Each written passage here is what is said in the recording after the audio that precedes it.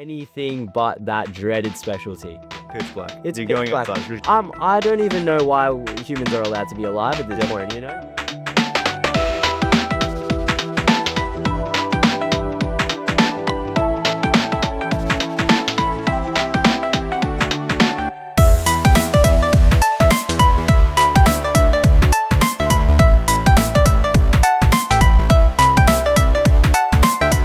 Well, Samrath, it's so good to have you here. I'm really excited to talk to you today. You've got such an interesting story. We had a discussion beforehand, and it sounds like you're going to be sharing some really interesting things that a lot of people won't have experienced and won't have heard about. So really looking forward to that. To start off, can you tell me a bit about how medical school's going so far? So you're in your 4th year. How's it been thus far? Yeah, no, medical school's been great. 4th year is obviously generally considered to be like the challenging year.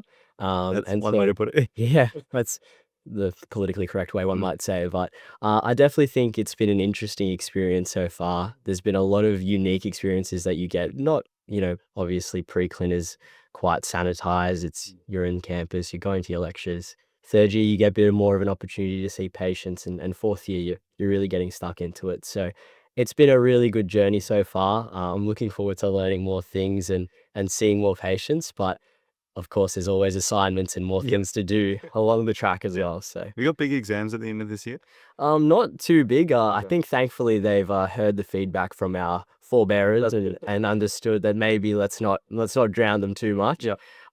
But yeah, we do have quite a lot of like apex assignments, so sort of clinical exams towards the end of the year, and then the 2 written exams as well. Okay. And for those who don't know, in 4th year at Monash, at Mm. least, you do a psych rotation, you do a GP rotation, Yeah, a obs and gyn rotation, correct. and the Pediatrics. pediatrics. So which one of those 4 are you on at the moment? Yeah, so I'm just wrapping up my psychiatry rotation. Okay. It's been really good. I think prior to this rotation, I had a limited experience with psychiatry, to say the least. And I definitely think that psychiatry is a very unique part of medicine. One of the registrars told me, if little Timmy comes in with a broken arm to the emergency department, fair, all good. Like, that's little Timmy with a broken arm, let's fix it. If little Timmy comes in acutely psychotic with a mental health disorder or something like that, the first thing that the people around him will say is, that's not little Timmy anymore. So psychiatry is really about treating the essence of who we are as people. And I think that really brought about a very different perspective for me on what psych is.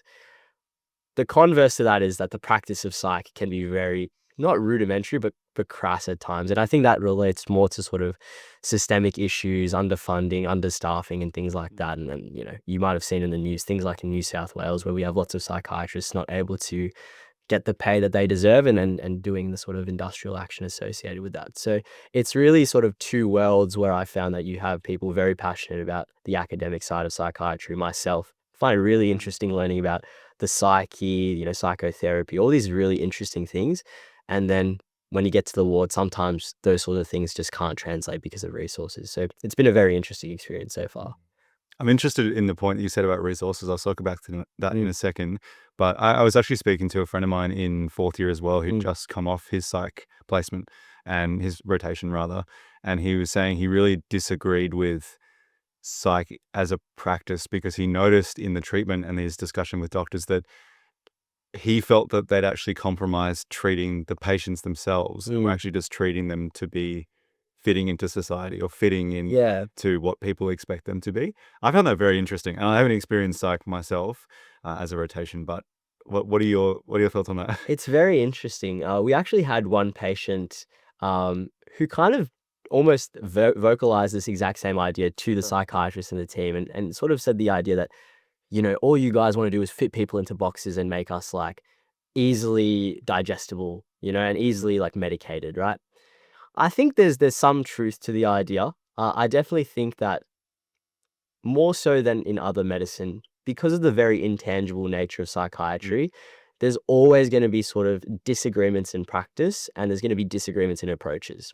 And with that being said, psychiatry is an ever evolving field. We're learning about the new ways that medications interact with the different pathways in our brain. We're learning about the new ways that psychotherapy and psychoanalysis and things like psychodynamics interact with sort of changing people's thoughts and behavior. It's very organic, very new. And I think as a sort of collective in medicine and as a society, when we can't find a single source for a problem and we can't treat it directly, anything else sort of seems superfluous, right? I think you'll see fields like palliative care get similar sort of flack where it's like, Yeah. you're making me feel good, but it's not really medicine because we're not treating patients, right? And I think that's a very flawed way of looking at it fundamentally. Circling back to what your friend said about, trying to make people palatable to society, that's one way of thinking about it. But the other way of kind of conceptualizing it is that when you see really sick patients, you see people who are on the fringes of society, the goal, number one priority, has to be to make sure that they're safe to themselves and safe to other people. And once you get that sort of foundation laid, only then can you try and sort of get them to a state where they're able to thrive. It's kind of, maybe a bit tangential, but Maslow's hierarchy of needs, right? The basic physiological need of safety, of shelter, that's Gotta the most, account for those first. Yeah, yeah. before we can try and get to things like self-actualization, right? Yeah. So I think that's really the crux of psychiatry, and that's why people don't really see it um, as I guess effective as it could be, right? Because when you're in the hospital, these people are acutely unwell. We need to get them acutely safe. And then often because of bed pressures, resources, and things like that, we'll leave the sort of the fine tuning to people in the community. Because then also a lot of times patients want to go back home. Patients want to go back to their families, their friends. They don't want to do all the psychotherapy, all that sort of stuff in the hospital. They can do that in the community when they're acutely well. So I think that's kind of a way to conceptualize it that I've seen. That's very interesting. So in Traralgon, which is where you're placed at the moment, and the sort of resource discussion of what you have available. Now, there's of course some statistics to throw around in terms of specialists for, I think a couple of years ago I was having a look and it was about 90% of psychiatrists practice in urban areas. Like that's probably gone up or down, like either way. It's still significantly skewed. So both in the context of psych, but also just like your placement experience in general. How have you noticed that kind of resource lack or distribution issue? Yeah, well, this is a topic near and dear to my heart, James. I think, there's many fingers to point, broadly speaking, right? Um, but sort of focusing on psychiatry first. In Traralgon, you know, the idea of having multiple permanent psychiatrists is very sort of not far-fetched, but there's not that many permanent psychiatrists who are there to maintain that continuity of care for lots of patients. And you'll find that in a lot of regional areas for lots of specialists, it's on a locum basis. You'll have people come in 1 week, 1 month, couple months, then they'll go away, right? In the most extreme examples where you have people come in for a few weeks and you have a psychiatrist create a plan for a patient and then they leave and another psychiatrist comes in to take over their care, you can get a lot of conflicts. Like I said, psychiatry is a field that a lot of it is based on anecdotal evidence, right? Just talking about antipsychotics, for example, the efficacy between a lot of them, one's probably like clozapine's probably the best, olanzapine's pretty good. Amongst the other 5, 10, you get a study here, you get a study Jury's there. still out on whether, Exactly. You get, one guy says, oh yeah, it worked one time, I'll probably run it up again, things like that. It's really up to the discretion of the clinician. And so if you get a clinician who's like, oh, actually, I don't really like this drug because one time my patient got a bad side effect with it, let's change it. And the patient goes, oh, okay, I just started on this drug. I just started feeling some effect, but now we're changing it. And then someone else might come in and say, oh, actually, let's not discharge you. Let's just keep you for a few more days. And then you go, oh, well, I had all these plans. And it becomes a very messy situation. I think, again, specifically with psychiatry, which is important in this conversation about specialist care and medical care in general, is that the outside of hospital supports are significantly limited. So social supports, housing, accommodation, NDIS supports. These are big concerns that happen, psychiatry especially, but things like GP and all these sort of what we call discharge planning. Which are already issues in a metro area. Exactly. At Box Hill, every single day I'm seeing it, having started placement a couple of weeks ago, that one of the major reasons why you can't discharge patients is because the rehab center doesn't have a bed. Exactly. Like it's, the fact that it's an issue in a metro area, I imagine it'd be even more significant in rural. Exactly. And so it just leads to just sort of this snowballing effect where, we can try the best that we can with what we have, but the conversation gets had like, is this the best care these patients could have, full stop? And the answer to a lot of these situations is no. I think in terms of solutions to this, because I think it's all well and good to point the problem out, and I think a lot of people have already done it. People much smarter than me or you have already said, yeah, this is a bit of an issue. I think there's a few main things that I see on a daily basis that I think are the issues. Number one, I think infrastructure in regional areas, right? Like when you want to think about long-term workforce management, you want people to come here, maintain their careers here, have their families here, have their kids go to a nice school, right? These are considerations that obviously from a sort of single-minded hospital perspective, it's hard to manage. But if we think about it from a governmental perspective, bigger picture, these are the things that you need to sort of get into place so that people can come here, start a life here, and maintain that life into their careers. The other big thing is also training. Psychiatry is pretty good in this. You can do all your training regionally, Yeah, right. but a lot of things, physician training, Good luck getting a neurocert e- training program in. exactly, and some of it is based on need. You probably don't need a neurosurgeon in True. Orbost where they have about 50 people. But with that being said, Yeah. the ability to do as much of your training as possible regionally or rurally is a big sort of stepping stone into making sure doctors stay there. Anecdotally speaking, when I was in Bendigo last year, we had a lot of ED registrars come through because you can do pretty much barring about 6 months that you have to do with a major tertiary trauma center, Mm. you could do pretty much your entire ED training in Bendigo or sort of surrounds, right? And so with that, incentivizes people to come to Bendigo, come with their partners. There was a group of registrars with their partners that came to Bendigo for ED training, which is kind of unheard of from Melbourne, right? Yeah, right. Usually it's the other way around. Um, so that's these sorts of things are, we can see like pocketed examples of where these things go right Mm. and where doctors are able to fill in gaps, but it's not enough across the board. And that's where we get these problems. I think the other thing that needs to be sort of looked at is, funding for these regional hospitals and regional healthcare services. Victoria is a very unique example in the grand scheme of things compared to places like Queensland, New South Wales, where every hospital, every healthcare system has its own board of directors, its own CEO, it's its own sort of individual um, uh, corporation, right? Whereas everything in New South Wales, everything in Queensland is organised by the health board. When you get all that bureaucracy involved, costs go up and issues kind of come along the way as well. Okay, so in the context of that, like thinking about the future, all the changes and things. Now, you're fourth year Mm, medical, so fourth year of five, mm, and you're from a rural background as well. You grew up in mm. Bendigo and went to school in Bendigo as well. Where do you see yourself landing after med school? Do you want to work in a rural area? Do you want to work in a metro area? Where do you see yourself? Yeah, it's a very good question, and I think there's a lot of factors that go into it. Number one is probably the specialty you choose. Again, like you said, I'm not saying I want to be a neurosurgeon, but there are some things that are just frankly easier to get onto and easier to complete in a metro area than a regional area. And so I'm pragmatic enough to understand that. But I think definitely the way I see my career panning out is I would love to at some stage work in a regional area. Some sort of split between regional and metro would be fantastic for me. But again, like there's a lot of things to consider. The classic example is you have a rural kid that goes to medical school in the big city. They find a partner, Mhm. okay, they don't want to leave, they find a good job, they don't want to leave. And like it's not necessarily a situation of they don't want to work in a regional area. It's just that their whole life was sort of forcefully uprooted because they weren't allowed to study medicine in a more regional area. And then, they developed their life there. And it's fair enough. If you find a partner, you find a job, you find a group of friends and colleagues that you really enjoy spending your time with, it's hard to kind of uproot Yeah, that. of course, Um, of course. with that being said, for me personally, I think that I have been able to manage that pretty well. Being an ERC student, sort of doing most of my placement rurally and regionally.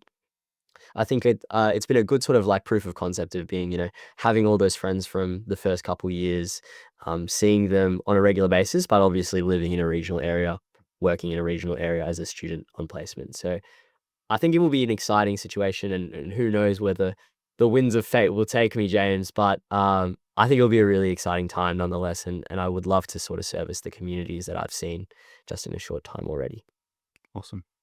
As a rural student as well, so ERC student, you're doing all of your med school placements rurally except for About half a year in fifth year. half. So next year, is that something you're really looking forward to for the change? Like something new? Yeah, absolutely. I think there's pros and cons to both rural and metro, but I'm really keen to see just sort of the difference, and I'm coming into it with an open mind. No sort of expectations on what will be awaiting me on those doors.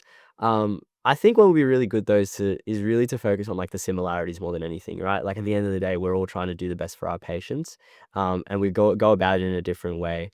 But I think, yeah, seeing the sort of similarities between things and going, oh, actually, it's not like we're practicing something completely Yeah, of different in course. the regional areas, and oh, okay, the same drugs do the same things here. I think that would be really good to see as well, and sort of the camaraderie that comes with that as well. It'd be cool also to see, I guess, the way people approach it differently from a student perspective. I definitely think that, speaking anecdotally, um, a lot of the students I've seen and myself, quite hands-on, quite sort of wanting to get stuck in, and maybe there's a less opportunity to do that in a metro area just simply because of the numbers. So it'll be interesting to see how much of an opportunity I'll be able to do to get stuck in and get involved, but it's an exciting time nonetheless. So tell me a bit more about that because I only started placement a month ago, Mm, and before walking into that, I had a few ideas. You watch like a medical drama and you go, oh, the med students are just the annoying ones who stand in the corner and don't do anything. You hear horror stories of people who are like crying in surgery and stuff because mm, the consultant was mean to them, all sorts of things. But then you hear the other side, which is, oh, you're actually really involved. You get to try things if you put yourself out there. mm. And I mean, I've only had a very small experience. What's been your experience as a student trying to fit into the whole, um, Yeah. the whole mess of it all? I think I think as a student, the number one responsibility you have is building relationships with your team. If you want to succeed in a rotation, focus on building relationships. I think it goes without saying, sort of throughout life, really. Every time you're in a new situation, I've found that if I invest time and effort into trying to get to know the people around me, and trying to be helpful to them and like a joy to work with them, opportunities will come your way. So definitely when I was starting third year, only about a year ago, James, I walked into those wards scared shitless, like, to be very honest, because it's a very big hospital. You're dealing with patients that aren't just actors off the street who are pretending to have chest pain. These are real Been a big, people. yeah, big change, that one. Exactly, right? So it's like these are real people, they're real healthcare conditions, and like I am now part of a team that's responsible for helping them Mm, get better, helping them, go see their grandkids, yeah. and that's a very daunting prospect when you come at it for the first time. In terms of getting the most out of it, relationships, and then really just, asking questions and trying to get putting your hand up, like you said, if you put yourself out there, you'll get a lot of good results. And it's as simple as just going, "Hey, is there anything I can do?" Or I saw you, writing the notes, like, could I maybe have a try? Like, Mhm.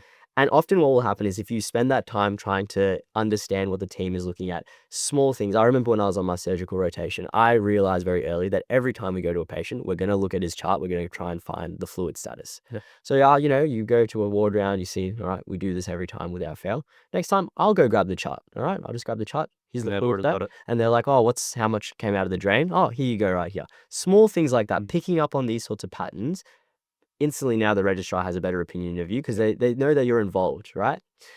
I think also, like, beyond the sort of, I guess, groveling to the registrar aspect of it, it's very good for your own learning.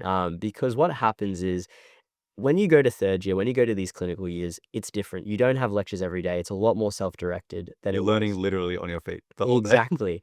Exactly. So I found that I didn't actually ended up doing that much study on like a regular basis, like reading a textbook, looking at notes, doing flashcards. I didn't find that was a particularly effective use of my time. What I did do is that I would go to the ward rounds, I'd write down my questions on a notebook, I'd go home, research for 15 minutes, even just Googling something on the ward round. What is this drug? All right. And then you get, look at AMH, look at ETG. You find up to date. You find all these things very easily to you. That's what they teach you in medical school, right? Well, you don't need to know everything. You just need to know where to look.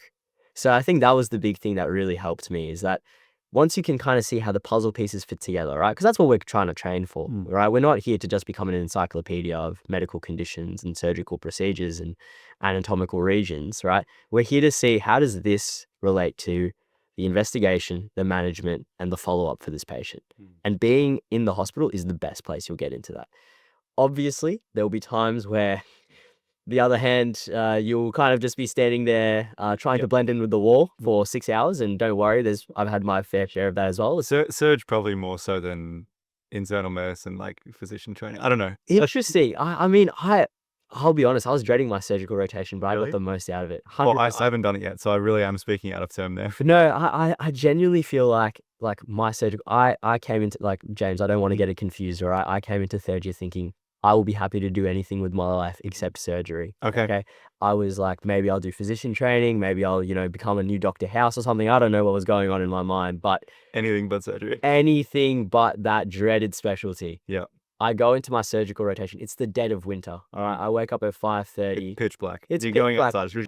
I don't even know why humans are allowed to be alive at this point. This is unethical. I drive. I find a parking spot. That's a part that people don't talk about. Yeah. Is finding a parking I'm spot. telling you, parking Box Hill is a nightmare. But that's the one benefit of being on Yeah. surgical, like the surgical rotation. You're up when no one else is, so no one else is parked at the hospital Yep. yet. Find a spot, you walk into the wards, and I think there's just a sense of delirium that pervades the ward. All right. People aren't caffeinated yet. It's just incredible. But I must say, like, with all that sort of, argy-bargy in the behind the scenes, Yep. I got so much out of it. Mm. Like, just first day, we had clinic, registrar goes, "Do you want to see your own patients?" Now, in that moment, I had a choice. I could have been like, I probably should, like, sit in, maybe watch a few, see how you do it, let's not get ahead of ourselves. Or I could be like, sure, why not? Yep. Okay, like, you've given me this opportunity. Go to it. That's what I did. As well. That's what I did. Mm. And for the next 3 hours, I spent calling up pathology services trying to chase people's blood tests. Now, in that moment, did I regret my decision? Absolutely. Yeah. But it was a great learning experience. And from that, I built into, like, seeing parallel consulting, seeing patients, discussing with the registrar, discussing with the consultant. Here's the plan. It got to a point, I remember one time, my team, we had a clinic, but it was really short. And the other team had a full consultant day of clinic. 80 patients, they were drowning, right? So they're like, "Oh, go see this patient." And I remember, like, surgical consultants, surgeons, they're at the very best, they're a little bit unsettling. Like, they do have a bit of sternness in them that kind of instills the fear of God into you. But I remember, like, I've never seen these people, these grown men and women, their eyes light up that they just saw me. I was like, I felt like I was on top of the world. They were like, "Oh, can you see this patient? Can you see this patient? Can you see this patient? Oh, you can write the letters, right? Yeah, yeah, yeah, yeah. Oh, please, please, please." And like, that sort of stuff is like, once you build up that competency, once you just say yes to things, you build up that competency. People start not relying on you, but people start looking It's to part of you. your team. You're a part. You're a More genuine and more. part of the team. You're not an outsider anymore. And I think once you start building your confidence, and it takes time. This was the second half of the year. I probably couldn't have done this in my first rotation for sure. But you build that confidence, you build those skills over time. You get to that stage where you go, I'm not an outsider anymore. I'm part and parcel of these people who are doing an amazing thing, giving care to these people. And I think that's the way you want to see it. It's a journey, but that's the goal, to be a part and parcel of the team and sort of be involved in the care. I mean, like, it's my first rotation, but one thing I have really appreciated is that I do actually feel like I am involved. Mm. And I guess credit to the teams that I've been on at Box Hill, the registrar and the consultant in particular, they were asking me questions directly. And, even if it's just grabbing the folder with the ECG in it, and they go, "Oh, like, what do you reckon about the ECG?" Of course, you probably get it wrong the first couple of goes, but at least you had a go. And when they really make the effort to teach you, it is so impactful because, they might go, "Oh, what's this condition? I'm not sure. Go home and research and present it to me tomorrow." And much like that opportunity you had with those patients for a few hours, my registrar on Thursday basically said, I'm doing Met calls tonight till 9 p.m. Do you want to stay? You're welcome to shadow me. And I said, I could go home, but I kind of want to go and see that. Exactly. And he ended up sitting down with me for a couple of hours, one-on-one teaching. We got to go to a few Met calls, and I do not regret that at all. It was great learning. And it's, yeah, super grateful to have teams that actually teach you and things. And I'm looking forward to feeling more confident each day. I remember I did my first IV cannula and venipuncture as well. And I was like actually shaking to the point where the patient was like, "Oh, I think you were more nervous than I was." But the next one will be easier. Exactly. And then the next one after that will be easier as well. And then gradually responsibility will cascade from that, which is good. I think it's really hard as medical students. We come in with such type A personalities into this course. We have generally, for the most of us, excelled at everything we've tried academically. To go into an environment where you're not necessarily top dog anymore, right? And you have to, like, have the humility to understand and to learn and to be okay with the multiple failures you'll have. There are so many moments in my very short clinical career where I go, geez, why did I say that? Why did I do this? Yeah. Why did I think this was the drug instead of that was the drug? I knew that, right? But once you get comfortable with that, that's when you really, I feel like, unlock the opportunity to maximize and excel. And it applies to all things in life. Once you become comfortable with failure, take it as a learning opportunity rather than a personal deficiency. Sky's the limit. Look forward to getting it wrong as well, because and I say that because getting things wrong, particularly on the wards, Mm, the doctors will follow up. They won't just say, "Oh, that's wrong." They'll actually explain it to you and give you context. And I think when just by them explaining it to you, it's had to be digested by them as well and kind of condensed for us to understand. And it's a really good way to learn. And you sort of start to build up that intersection of, oh, this patient's got a respiratory condition and a cardiac condition, and we can see that on the ECG, we can see that on their bloods, we can see that here, and that's really cool. Um, of all the rotations you've done, so obviously you're on psych at the mm, moment, and that's your first rotation of this year. yeah, Yeah. So last year you would have had, I don't know, maybe a dozen. I yeah. don't know how many. Too many to Too count. many. Did you have a favorite? That's the $1,000,000 question. I think genuinely, if I was to break it down, my surgical rotation was my favorite. Okay. And the start, like, second year Samrath, definitely just cringing somewhere right now thinking about that because I was dreading, exactly what you're talking about, the horror stories, the early starts, the mean consultants, the ignoring junior Yeah. doctors, Blending to the wall. blending in, being the perfect, shade of beige Yep. with the wall. I was ready. I was strapped for 8 weeks of that. And then I come in and it was one of the most enjoyable experiences. I learned so much.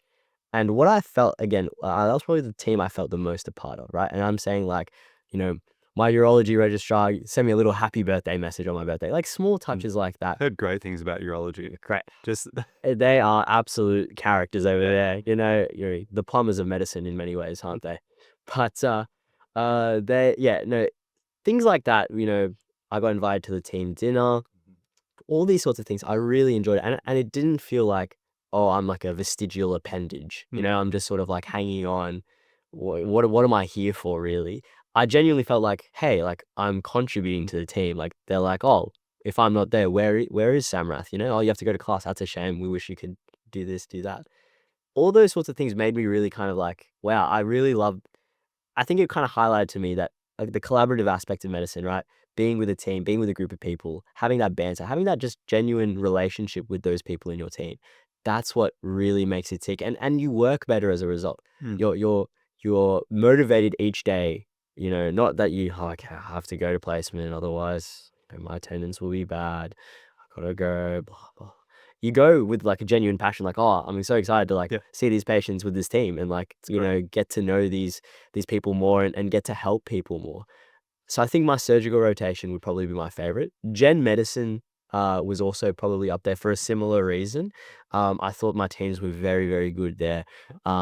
Especially like I think like sort of the senior medical students that I had on those teams were very good sort of mentors and guiding me. Gen med's a very interesting sort of microcosm. Mm. It's a very predictable structure of ward round and it can become quite monotonous. I'm sure you can talk a little bit Long about ward this. rounds. Long ward rounds. Yeah. It can become quite monotonous as a Yeah. student when you're kind of just listening and just sort of peeping your head in, oh, hi, I'm the medical student. Not really doing much more than that. But, getting to write the notes, getting to do things like venipunctures, cannulas, examinations on patients with being supervised by the registrar, those sorts of things, so invaluable. So I think The long cases are really good as well for exactly. gen patients because they're there for a few days and you can follow up and get good histories and things. Yeah, exactly. And you get, I think a big thing is that you get that longitudinal care, right? You get to understand like, okay, I'm not just seeing this patient once, I'm seeing this patient two, three, four times over a course of a couple of weeks, right? And then you see, wow, they're getting better. Or actually like I saw them, they were like in bed really struggling and now they're walking around the ward and you feel like a sense of like pride in that. Mm. You may not have done much in that actual progression, but you still feel like, wow, I'm just so happy on like a real like altruistic human level. Like I'm just so happy to see this person get better. Yes. And that's a unique experience that we get. It's a big privilege we have as medical students. Yeah, it certainly is. I think with actually walking into the hospital and really seeing patients, it, I mean, with my experience only being gen med so far, it is a really great one to see a spectrum of conditions. And gen med is really, if you don't fit necessarily the lock and key of a specific specialty, that's where you'll end up. So, you get the pneumonia cases, you get the heart failure cases that are sort of conditions also related to Yeah. cancer things. And there's lots of comorbidities, and it's really good to see a spectrum of things that you might want to learn later. Yeah. And alongside the bedside shoots and things that we do have, if I think about just cardiology, first of all, like to me, that makes a lot of sense. Like it's sort of the way, okay, this part of the heart doesn't work anymore. This is what happens. This is the symptoms we see. Okay, they've got edema in the legs, or that kind of thing. But actually picking that specialty long term is more than just, do I Yeah. understand the content? And I haven't been on a cardio rotation yet. I don't know what the hours are like. I don't know what the teams are like. I don't know what the lifestyle is like. So I'm excited for it. But gen meds are really, I'm grateful to start on it, actually, because you will, like, I've seen, such a spectrum of conditions, such a spectrum of specialties, and it's good to start the journey on those, and the interest in those as well. So, Samrath, we talked a lot about your experience of medical school so far, and I've been particularly interested to hear about your reflections on the healthcare system as a whole as well. Albeit not in incredible depth. We could definitely talk about it a bit more. But do you have any broader reflections about either your experience as a medical student or just medical school in general that you'd be interested in sharing? Yeah, no, for sure. Medical school's been a very interesting experience for me all up. I think especially coming from sort of a smaller school, in high school, very close knit to a certain extent, and then moving to Melbourne, medicine, Monash, all very big concepts Yeah. and lots of people. It was definitely a transition, and was a it was a situation where I learned lots of things about myself, and there were lots of times where I was like, I felt really out of my depth. And I think that's a natural experience that lots of people feel. I think the biggest thing I learned about medical school, or the biggest thing I learned going into medical school, was the importance of having like a well-rounded personality and being a well-rounded individual. I think in medicine in particular, especially when we start off, we're pretty bad at this. We kind of make medicine our whole lives, and I definitely am guilty of this to a certain extent as well. So I think, having the capacity and having I guess, the foresight to try and make sure that you're, I guess, diversifying yourself and making sure you're not just a one-trick pony. It's not only just like good for your mental health and making sure you pursue your passions, pursue the things that you're interested in, your hobbies, spending time with your friends and family, but it makes you a better doctor. I definitely, and anecdotally speaking, you definitely want someone who has a well-rounded experience, did lots of things that they enjoyed in medical school compared to the person who just studied anatomy for 13, 14 hours a day. As you can imagine, one person's probably a lot better talking to patients than the other. So I think that was a big thing. And a big thing I've talked to my friends about actually is this idea of being like an individual, not a medical student. I think medicine has such an aura to it. It's very captivating to especially people who aren't in medical school. So it's very easy to become like, oh, you're the med student, or you're like someone who's studying medicine. Oh, that must be so great. That must be amazing. What do you do? And like amongst medical students, we commonly will talk all about medicine. Oh, what do you see on placement? What do you see about placement? That's what we were doing for the first half of It this was. podcast. So it's natural, right? And there's obviously a time and place for that. But I think it's really important to compartmentalize and not let it take over your whole life. It's an immense privilege. It's a privilege many people seek. But at the end of the day, we're people, right? We have our own lives. We have our own interests outside of medicine. And I think it's very important to cultivate that, because otherwise you're sort of beelining it down the road to burnout and depression and just generally feeling alienated from medicine in general. So I think that was the biggest thing I learnt, and really trying to put time and effort into things outside of the clinical world. Well, that segues very nicely into saying, what do you do outside of medicine? Yeah, What well, do you, like long walks on the beach, pina coladas, what can I say, James? Yeah. No, I think there's a few things. I really like sport. I've been playing cricket for a number of years. Okay.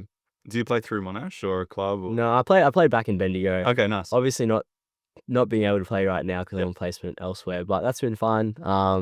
Play sport with my mates and things like that, social sport, netball, soccer, things like that. That's been a big thing. Running of recent Yep. I've got the bug as well. Seems like everyone in Melbourne It's a started great running bug. 5Ks, so Yep. started getting on that again, which has been really good. I think I did a lot of running when I was a bit younger, like sort of during COVID and things like that, when that was pretty much the only thing I could do to get out of my house. Yep. And it was really enjoyable, and as I sort of bringing it back to that has been really nice. We were talking about this just before, actually, about the difference between sort of running outside versus running on a treadmill. And I think, maybe you get a little bit more cushioning for the joints on a treadmill, but actually running outside is really nice. I could not run on a treadmill anymore. I Yeah. genuinely like, oh, running outside, like just like the sights, the sounds, the smells, like, and I think it's just something like, also if you go running like on a trail or in nature, it's really grounding. I found it's very good for your mental health. There've been lots of times where I felt quite overwhelmed with just life, medicine, personal stuff, whatever it may be. Going for a run, just sort of the silence, the tranquility. The only thing you're really focusing on is how hard your heart's beating, Yeah. how much you want to die a little bit. But then it's kind of, you kind of reach a nice pace and it's quite steady. So it's been really enjoyable. Got to get a good playlist as well. Of course, mate. Of course. Check out my Spotify. Yes. But I like the Spotify. yeah, that's right. But no, I think yeah, obviously running's been really enjoyable. I've been really getting back into reading. It was a big thing I did it as a kid as well, and reading's been is one of the things that like if there's one thing I can talk to people about, like, and I can just advocate for is reading because genuinely the amount of knowledge you gain from just being literate, being sort of well versed with literature, it's incredible. It's a microcosm of the world that you can enjoy from the comfort of your own home. Reading has been such a like I can't overstate the importance of reading enough, honestly. Like it What do you read? Are you a sort of fiction guy or? a little bit of fiction, mainly non-fiction. Okay. I read a lot of sort of like it's a little bit like sort of cringe, but like sort of like political theory, philosophy Yep. books. That's been really good because again, you get to see and sort of like biographies of people as well. You get to see so many different perspectives of like the human condition throughout time, throughout the world.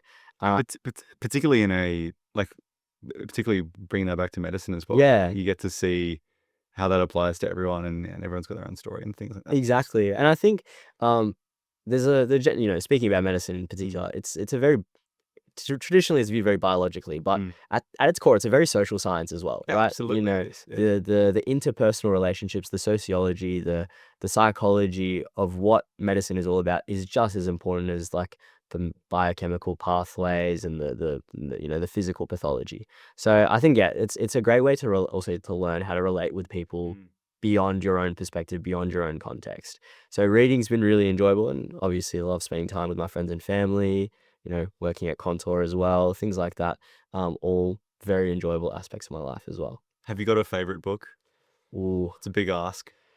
I would say of recent, there's probably two that take the cake. Siddhartha, by Herman Hesse, a very good book, very short book. Probably can read it in an afternoon. Okay. Very to sort of encapsulate it, it's about this young man goes through a journey of enlightenment around the time of the Buddha and sort of what he learns along the way and his eventual sort of salvation and reaching of nirvana. It's a very interesting book. It's a very interesting kind of microcosm of philosophically the different phases of a person's life and the priorities they have. So that's a really good book. The other one I would really recommend is In the Name of the Rose.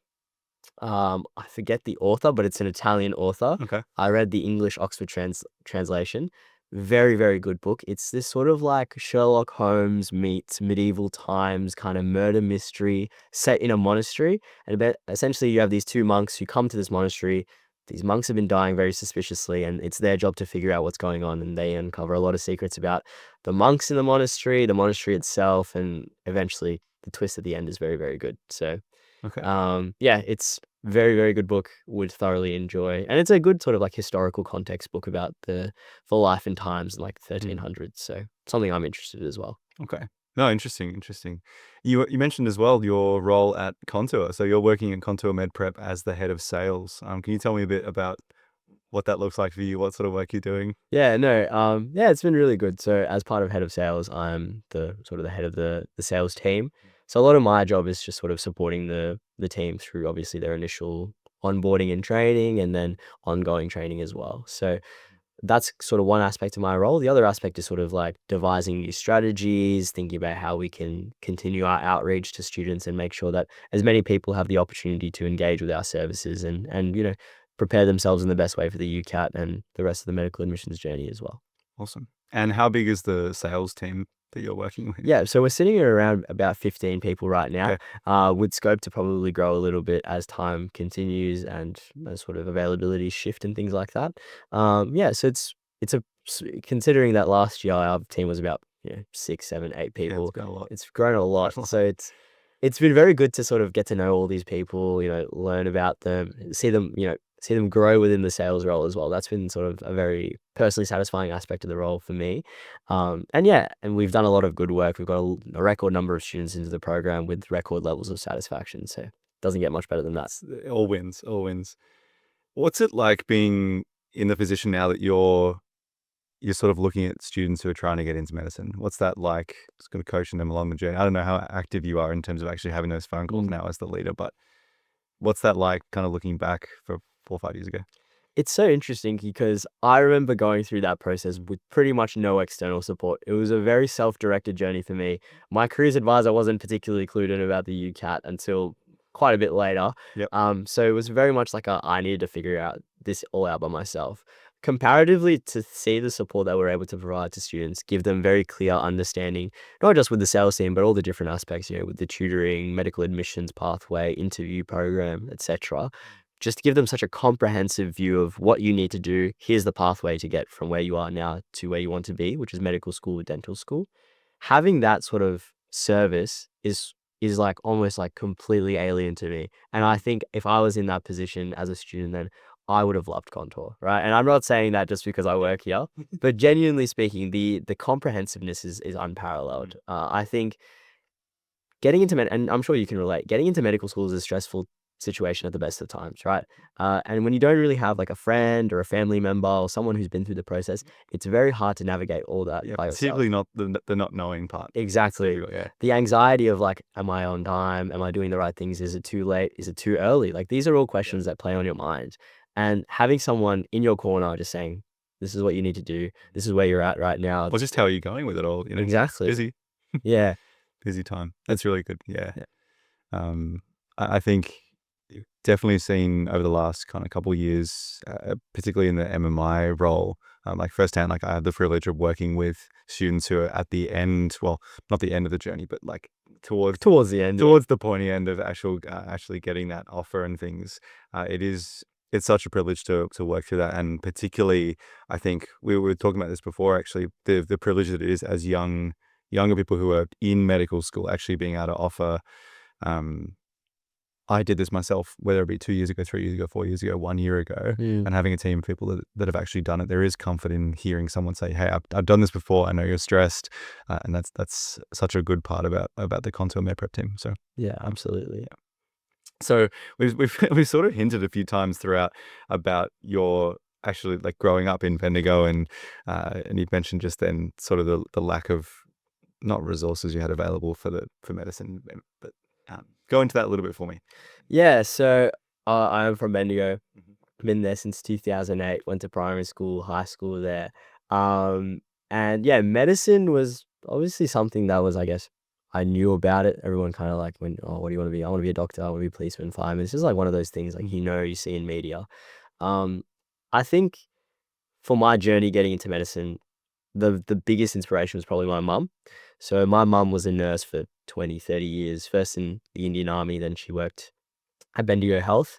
And then she decided to study medicine during my lifetime. So she started studying in 2009 when I was 5 years old. So quite a long time ago now. That's all okay. But seeing her, juggling that, studying for, her exams, her assessments, things like that, was really interesting. Like oftentimes, like she would be like, I would be her role player. If she needs to like do a physical exam on someone, Yeah. I'd be the one. Little pediatric patient. Exactly, that's right. So I was like kind of sort of involved in the process, and it taught me two things. One, obviously, how cool it is to learn about the human body, and it was very like fascinating to me as a kid. Like, oh, my mom can hear like, oh, yeah, I got pain here for this long with these symptoms. I know what it is. Yeah. I was like, that is so cool. Like, how can you just like put these pieces together and know exactly what the diagnosis is? I'm just out here like, oh, that's probably not good.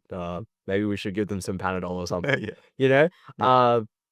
So that was like the one thing. And the other thing was just like the sacrifice, right? Like I didn't get to see my mom a lot because she was studying hard or she was on placement or so be it, right? So that was obviously like a confronting thing as a young child, but it also made me respect the dedication all that more, especially when I grew older and I came to understand it. So that kind of put medicine on the radar, healthcare on the radar. Obviously, my family, we had some personal like health experiences as well. And I think that really pointed me in the direction of like rural healthcare as well. So the inequities that are innately present when you're sort of away from the city. And so that kind of again clued me in. to what the demand is in the regions and what the limitations are. And I guess a part of me, very idyllically, and year 12 was like, oh, let's be part of the change sort of thing, and obviously it's, you come to realize there are forces beyond just an individual's control Mm. that are at play here, as we spoke about earlier. But it was definitely a big motivating factor. Going actually into year 12, so I went to quite a small school. No one from my school had ever gone into medicine before, and we weren't particularly known for being super academically excellent. Obviously, we did well enough. Lots of people got into university, but we didn't really have like some super high achievers that I could look to. And generally within my cohort, it was similar. People weren't necessarily aiming for medicine. People weren't sitting the UCAT. That wasn't just sort of a normalized thing. It was something different. Okay. And so as a result, a big sort of process for me was coming to terms with being a self-starter. Being able to be the one who's pushing the envelope yourself. Like, if no one's going to follow up this, it's not going to happen. It's my responsibility at the end of the day. And I think that was a really big reflection and a big sort of like, you can kind of cry a little bit about, oh, I didn't get all the 60 maths tutors, or I didn't get like one-on-one teaching, or I didn't get this, I didn't get that. I didn't have like an environment around me that was necessarily super conducive to doing well. But I think the flip side of that is you learn how to thrive in unfavorable environments. Mm. And I think that as a life skill is way, way more beneficial than like maybe a few extra ATAR points. Yep. So I think that was a big reflection I learned, and it was a great experience overall, and my school was really supportive in me pursuing my dreams, and worked out well. Here I am. It worked out very, very well. So you mentioned that sitting the UCAT, like your sort of careers advisor, careers counselor, whatever. I didn't really know a lot about it. Were you the only one sitting the UCAT in your cohort? Yeah, so That's a big, it big was deal. it was quite funny actually trying to explain, oh yeah, guys, so to get into medicine you gotta do this test, and like you do it in the middle of the year, Yeah, and it's like, not, why do you need to study for it? Oh, it's actually like quite hard, and like quite important as it's quite well. important. It's like a third of your application. Mm-hmm. And it's just like, yeah, it was a concept that was like maybe a bit like, obviously we don't talk about it very commonly, at least at my school. It was like, oh yeah, you just do your ATAR, you do your exams, get an ATAR, go to your uni. This sort of whole second exam sort of situation was not really explained, and something I had to figure out myself as well. It was also kind of like to teachers as well. Like, I remember there was like some sacks around the time of my Mm. UCAT, and I was kind of like, thankfully my teachers, I was often the only person in some of my classes, which Okay. was an interesting Which experience. classes were those? Chemistry and specialist maths. Okay. So it was a little bit more flexible. It's like if I didn't want to do the sack, maybe we could probably push it back. Maybe we could do it next week. Yeah, just because Yeah. no one else is gonna do it. So, like, talking to teachers and be like, oh, like I actually got this exam kind of coming up. Like, could we do this before, or could we do this after? Stuff like that. But to all credit to my teachers, they were very understanding. They're like, of course, Samrath, and then ended up doing well enough, and sort of that really sort of solidified like, hey, I've got the right processes in place. I'm on the right track. It was a real good proof of concept. It wasn't like, okay, I'm just sort of like bludging this year. I'm just sort of taking it too easy. It was like, no, I've actually put in the right systems and routines in place to make sure that I can excel when it comes time to sort of show up. Mm. I'm really interested about this concept of being a self-starter, and sort of even in the context of the UCAT, that sounds like it was super duper important. But where else in not even just year 12, but where else have you seen that has been super important for you? I think, to be honest, like ever since finishing high school, it has been so critical to my success in any domain. Medicine, for example, like inherently a much more, like university in general is inherently a much more self-directed activity than school. You don't have the sort of the all-seeing eye of your teachers and your principal trying to be on your back, make sure you're turning in assignments. And like, people talk about like having more independence, but you really kind of see it in university. So I think having that sort of experience already, being quite comfortable with that situation where I didn't have people on my back, like it's either it gets done or it doesn't get done. No one's gonna like cry a river for me to try and help me out. That was really useful in sort of transitioning to university and not feeling overwhelmed and stressed out. So I think that was a big benefit. I think also in my sort of like professional side of things, with Contour, head of sales, things like that, a lot of things you sort of just need to get them done, right? Especially if you want to try something new or something that hasn't been done before. There's no formula, there's no plan, and people can't always be on your back to make sure you're getting it done. So having that sort of ability to create an idea and try and execute it as best as you can without the need for much prompting from others is really helpful in just getting more things done in a shorter span of time. And I think it applies more sort of broadly speaking to any sort of routine or habit you want to do, right? Having the ability to be self-aware and understand what needs to be done at what time and what to prioritize, these sorts of things without the need for external validation or prompting is really key to, like, I think, long-term success. Takes a long time to sort of sculpt that skill. It definitely is a skill to do that. And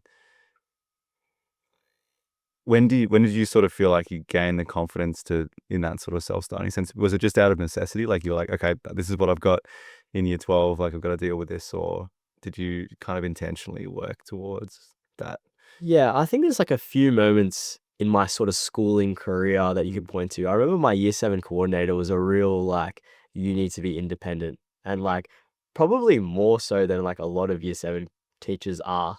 I'll be very honest. There were a lot of times where I was like a little bit overwhelmed Yeah. and like, hang on, like, I was sick. That's why I don't have the spelling list. What do you mean I need to like run to your office at the end of class to get it? Like, it was like stuff like that that was a bit like, okay, like this is the big leagues now, so to speak, as a tiny little 11-year-old. But I think having that mindset, and I think my family came into a big play here, is like a lot of like, look, Samrath, at the end of the day, if you don't want to do something, or if you don't, I guess, not force yourself, but prompt yourself to do it, at some stage in your life, there's not going to be someone on your back, right? It's all well and good to have support, have people in your corner. But at the end of the day, if you don't want to do it, it's not going to get done.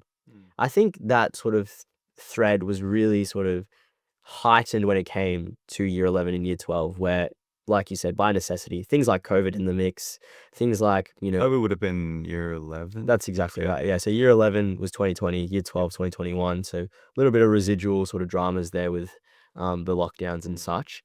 Um, with all of these sort of extraordinary circumstances, it was really like either I crumble, and I'm not able to achieve the dreams I would like, or I need to find a system, find a plan that works for me.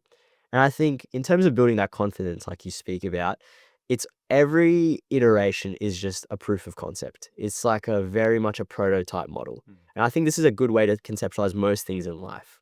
Whenever you try something, don't expect it to succeed. In fact, the failure, like we sort of spoke about earlier, is oftentimes way more valuable than any sort of successful result, because it tells you exactly what you need to change and what you need to improve upon. So, there were, of course, times where I didn't do very well on an assignment, didn't do very well on an exam, didn't do very well on a subject. And I think back, okay, let's reflect.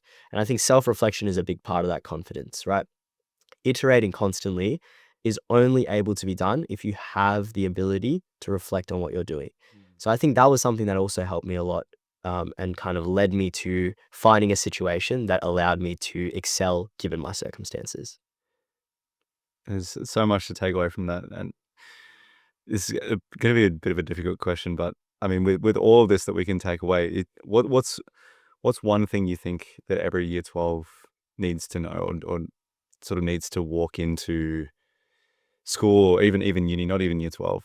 What's one thing that you think is just invaluable for you? That's a good question, James. Hard-hitting journalistic questions. Um, if I was to distill it down into one point and one tangible, practical point that is not a cliche, I'd say reflection is the name of the game.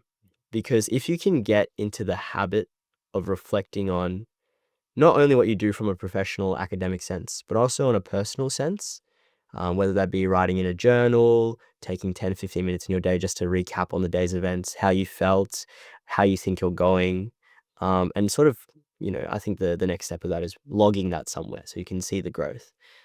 If you can build that habit in year 12, and maintain that habit throughout your life, you will have all the tools and the frameworks necessary to improve as a person exponentially.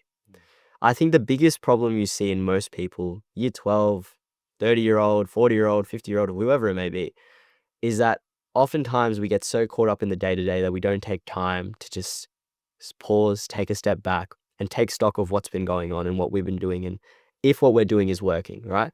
The classic example you see of this is like people who, they pick a job when they're young, continue in their job, not too sure if they're happy or not. and they might have other circumstances or other responsibilities placed upon them, and they don't take time to reflect, okay, is this where I want to go with my life? And some people, unfortunately, are not given that privilege to do that. And I think, there will be some people who won't have the opportunity because of extraneous circumstances. But I think as much as possible, if you can build a culture within yourself and within the people around you of reflection and accountability, you're setting yourself up for success. That's a really, really good takeaway. Really, really good takeaway. That culture of success, what does that culture look like for you at the moment? You're obviously working at a pretty sort of surrounded by a lot of high performing people, and in a uni environment, you're surrounded by high performing people. What does that culture look like for you? There's a lot of aspects to it. I think it is quite hard to distill it down into a few key points. But I think what I see in most people who do really well, consistency is Mm. number one, right? It's all well and good to do something good, something exceptional every once in a while, but that doesn't really add up to much if it's not followed up by consistent, exceptional effort, right? So I think consistency is a big thing that comes with a lot of things like building a routine, having a system where you know what you need to do, why you need to do it, and when to do it. All these sorts of things culminate in having a very consistent routine and a very um, structured approach to what you're going about, such that you don't miss small things or you don't, leave things to when they're not relevant anymore. So I think consistency is number one. Number two, I think, is again reflection. And we've spoken about that already, and the utility of having that ability to iterate on your processes and make sure that you're improving and going in the right direction on where you want to go. And I think the third thing is balance. Okay. Once you get the systems figured out, once you get the processes figured out, it's about the biggest resource that you have is your own energy and your time. Okay. It's all well and good to try and, grind 24/7, 365, achieve some sort of goal, achieve some sort of outcome. That's fine. But if you're leaving that situation feeling dry, burnt out, unable to focus on other things in your life, there's not a sustainable process or a sustainable way of living. I'm sure there's some people who could do that and be absolutely fine. All power to them. But for me, balance is something that's key. And for the people around me, it's something that's really important as well. And almost paradoxically, sometimes taking time away will mean that the time that you're there will be way more fruitful and efficient than it otherwise would be. So I think that's the three key things for maintaining that culture of success. Such good takeaways there. The three things you mentioned: the consistency and the reflection and the balance. I think it's so, so good. And when you're talking through the consistency, I was reminded of something. I think it was Simon. Is it Simon Sinek? Yeah. He was talking in the context of leadership, and he sort of used the fitness analogy. And I think it's super applicable to anything really in life. That if you go to the gym once, have a high intensity workout, and you go home and you expect yourself to look a certain way, you probably won't. Mm. Right? It's the consistent effort over time, and actually showing up, and that consistency, to actually develop those muscles, develop the physique. But that works the same with the habits that you have, with the self-starting sort of attitude that you have, the skills that you have, even the perception as well. And I think shaping the perception uh, over time is one of the wonderful things that does happen. Well, to finish off our discussion today, Samrath, what are you most looking forward to in the next little while? What's coming up for you that is, that you're excited for? Yeah, no, there's a few different things to be excited for. I think new rotation starting up soon, obviously going to take a bit of my time, obstetrics and gynecology. Okay. So I've heard it's quite intense, but Yep. quite hands-on as well. So should be an enjoyable experience, and I should learn a lot. Otherwise, I'm actually really looking forward to Easter. It's been a while since I've seen my family because I'm obviously placed out in Warragul, bit of a trek from Bendigo. Yes. So I'm really looking forward to, getting that long weekend, Mm. going back home, seeing my mum, seeing my dad, eating some nice home cooked meals, and not my disgusting meal prep anymore. So no, it's gonna be a good time, and Yep. just keep on keeping on with the contour stuff as well. So it should be a good time. That's great. That all sounds good. Well, the final thing from me, word on the street is that you are a big fan of Articulate, which is a board A game, gentleman's game, a indeed. gentleman's game. In Articulate, for those who do know, there's a few categories. What's your favorite category? Oh, it's like picking a favorite child, James. Honestly, I can tell you firsthand right now, nature is not it. It's not it. No, Because like, the worst one. what are we talking about? I reckon person's the worst. See, I think I'm a bit of a person aficionado. I But think it's dependent on who you've got this is true. as well to actually work with you. I think we'll cut it in the middle, and I think Weld is by far the best. By far the best. All right, I'm gonna politely disagree with you on that, Okay, but fair enough. it's your interview, not mine. Look, Samrath, we'll end there. I'm personally walking away from this with a lot of wonderful takeaways just for my life, and I'm sure that there's going to be a lot of great learnings for other people as well. So thank you so much for coming to join me and for having this conversation. I'm sure we will have you back at some point and have a yak about something else. So Thanks so much, James. thanks, Samrath.